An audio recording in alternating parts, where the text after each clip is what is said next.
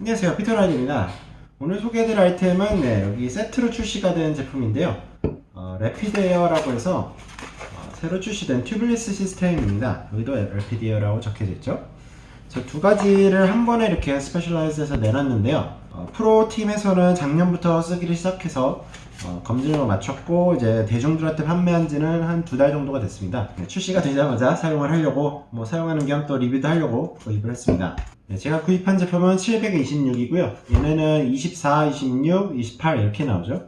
일단 타이어부터 보여드리면은 터보 코튼도 이렇게 생겼었고 S복 터보 튜블러도 이런 식으로 트레드를 패턴을 넣고, 사실 스페셜라이즈가 시작할 때는 타이어 회사로 시작을 하기도 했죠. 그리고 터보 코튼 같은 경우에는 거의 최고의 타이어의 성능을 보여주기 때문에 트레드 설계력이라든지 재질, 혼합 배율 이런 거는 믿을만한 수준이라고 생각을 하고요. 하지만 그런 타이어들은 펑처에서 자유롭지 못하다든지 하는 그런 문제가 있기 때문에 일단 기본적으로 튜블리스 제품은 그런 펑처에서 더 해방될 수 있는 장점이 있죠. 그래서 그런 걸 일단 깔아두고서 성능 면에서는 얘네가 얼마나 잘 내줬는지 그런 면에서 굉장히 궁금해지는 타이어입니다. 타이어를 디자인한 걸 보니까 트레드 레이어링에서 조금 달라진 면을 볼 수가 있었는데요.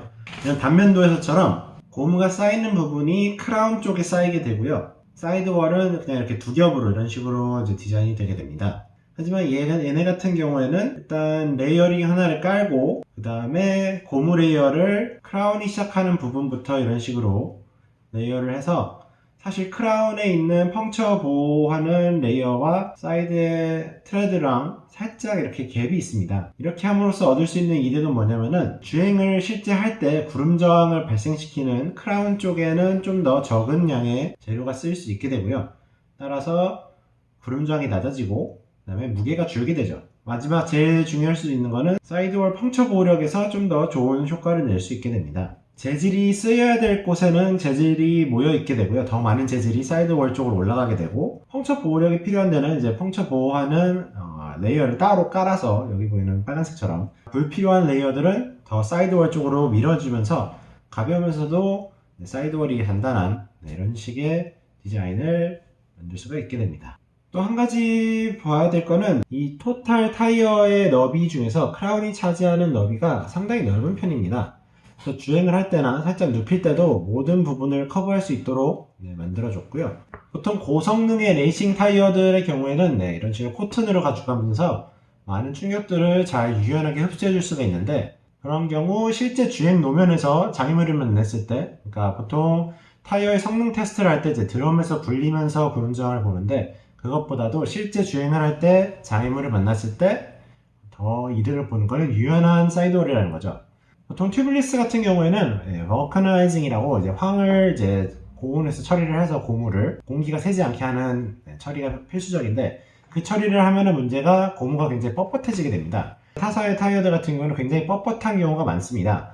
하지만 이 타이어는 물론 코튼보다는 뻣뻣합니다. 하지만 다른 튜블리스 타이어들보다는 굉장히 유연하다는 느낌이 있고요.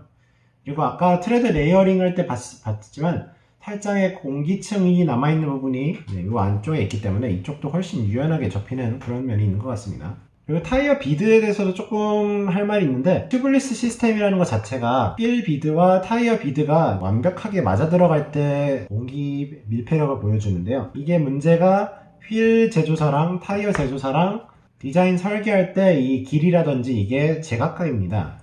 그래서 언젠가는 이게 한 가지 규격으로 통일이 돼서 이제 굉장히 엄격한 공차로 나오긴 할 텐데, 현재로서는 운이 좋으면은 타이어의 공차와 휠의 공차가 딱 맞아 들어가서 굉장히 궁합이 잘 맞는 경우가 있기도 하겠지만 아닌 경우도 있기 때문에, 그래서 이번에 제가 쓰는 휠 같은 경우는 로발이기 때문에 로발에서는 또 자회사의 휠과 자회사의 타이어를 함께 디자인을 하기 때문에 훨씬 더 좋은 성능을 보여주지 않을까 생각이 됩니다.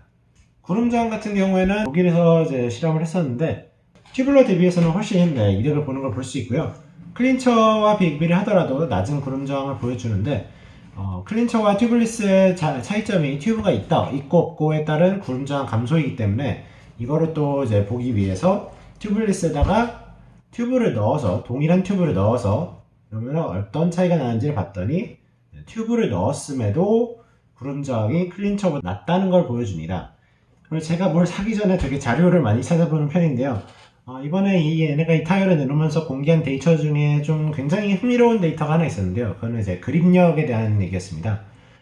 이걸 사용했던 선수들 얘기를 들어봐도 그립력이 좋아졌다는 얘기를 굉장히 많이 들어서 이거를 수치화할 수 있는 방법이 있나 해서 찾아봤더니, 맑은 날이 좋은 거는 뭐 다들 아시겠죠. 하지만 우중에서의 그립력, 이것도 봐야 되는데, 튜블러나 클린처를 대비했을 때 맑거나 뭐 우중이거나 상관없이 모두 더 나은 그립력을 보여줬는데요.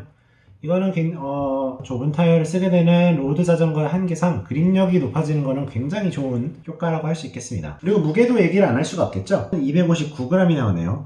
총 이제 시스템 질량을 보면은 클린처와도 별반 다르지 않고요. 물론 무게가 성능이란 얘기는 아니지만 프레임이나 다른 각종 파트에서 뺀 노력이면은 차라리 이런 제품 쓰시는 게 훨씬 효과가 좋습니다. 그리고 장착 난이도에 대해서도 얘기를 안 할 수가 없는데요. 이미 제가 이제 장착을 하고 쓴 지 한 600km 정도를 탔습니다.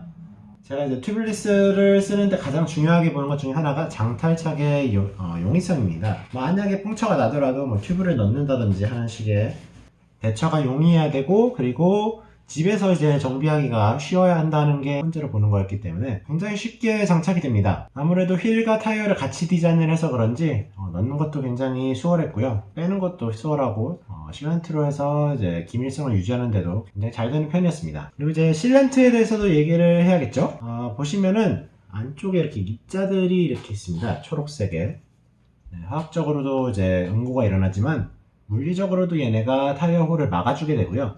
그리고 얘네 같은 경우에는 스페셜라이즈에서 공식적으로 CO2를 써도 되는 실란트라고 이제 확답을 받았고요. 그리고 이 실란트 같은 경우는 거의 이제 레이싱용 실란트라고도 할 수 있을 정도로 고압에서도 펑처를 막아주는 능력을 자랑하는 그런 실란트입니다. 9불99로 출시가 됩니다. 그래서 실란트 치고는 꽤나 비싼 가격이긴 합니다만, 일상생활용으로는 뭐 다른 좀 더 저가의 실란트를 쓸 수도 있겠지만, 프로펠러턴에서도 펑처가 났는데도 완주를 할 때까지 느끼지 못했다고 할 정도로 펑처를 메워주는 능력만큼은 굉장히 괜찮은 것 같습니다.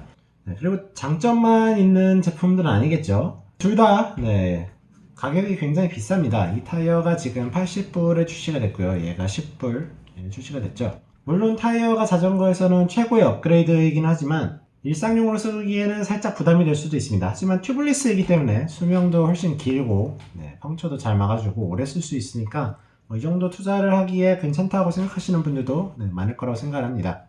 실란트 같은 경우에는 다만 이 통이 60mm로 나오고요. 보통 타이어에 한 30mm 정도를 넣기 때문에 반 정도를 넣게 되는데, 이 물리적인 입자를 이렇게 흔들어주고서 넣다가 보면은 바로 또 이제 가라앉습니다. 그래서 반반 나누기가 그렇게 쉽지는 않고요. 그 다음에 이 입구가 굉장히 작은 편입니다. 그래서 넣다가 이제 좀 막히는 경우도 살짝 있었고요. 그래서 이 통 디자인 하는 데는 조금 더 개선이 있었으면 좋겠습니다.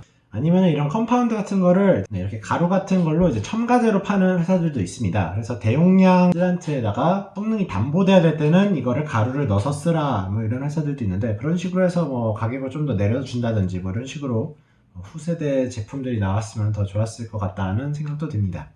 이로써 이번에 출시된 래피드 에어 세트를 살펴봤고요. 성능적인 부분에서는 레이싱 튜블레스 타이어라고 할 수 있겠고요. 굉장히 올라운더스러운 레이싱 타이어에 속하는 편이고요. 로바를 쓰신다면은 안 쓸 이유가 없죠. 같이 디자인을 하기 때문에 밀폐성이라든지 퍼포먼스라든지 에어로 성능 면에서도 휠 림과 타이어의 이런 식으로 굽어지는 각도라든지 이런 거를 다 계산을 하면서 서로 만들어야 하기 때문에 그런 면에서는 안 쓸 이유가 없다고 생각이 되고요. 다른 회사의 휠셋이라도 타이어의 성능이 굉장히 좋기 때문에 튜블리스를 생각하고 계시다면 고려해볼 만한 타이어인 것 같습니다. 영상 시청해주셔서 감사합니다.